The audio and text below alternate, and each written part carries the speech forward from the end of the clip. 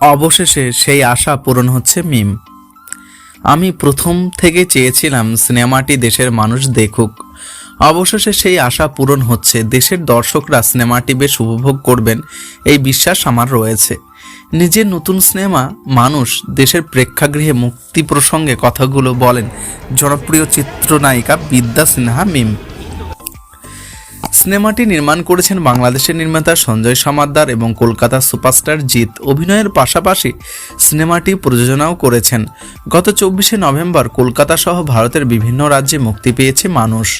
মুক্তির পর বেশ প্রশংসা কুড়িয়েছে সিনেমাটি। সেই ধারাবাহিকতায় সিনেমাটি এবার দেশের দর্শকদের দেখার সুযোগ করে দিচ্ছে নির্মাতা অনন্য মামুনের অ্যাকশন কাট এন্টারটেনমেন্ট।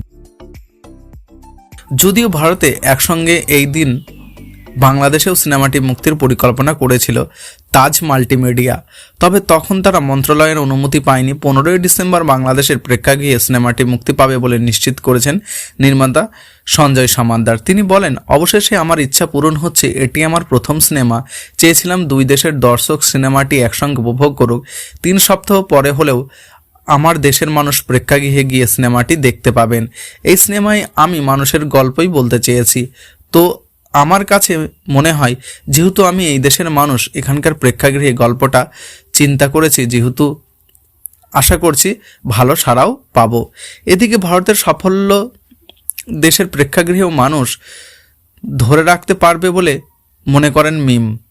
সিনেমাটির দর্শক প্রতিক্রিয়া নিয়ে উল্লেখিত মিম বলেন, ভারতের 7 শতাধিক সিনেমা মহলে মানুষ মুক্তি পেয়েছে। এটা সত্যি খুশির খবর আমার জন্য। তাছাড়াও সিনেমাটি মুক্তির পর দর্শকদের দারুণ প্রতিক্রিয়া পাচ্ছি। এমন সাফল্য মানুষ টিমকে গর্বিত করেছেন। একজন শিল্পী হিসেবে এটাই আমার তৃপ্তির জায়গা। আমার মনে হয় এই ধারাবাহিকতা দেশের প্রেক্ষাগৃহে থাকবে, কারণ দর্শকরা ভালো গল্প দেখতে চায়। এই সিনেমাটিও মানুষের গল্পই রয়েছে।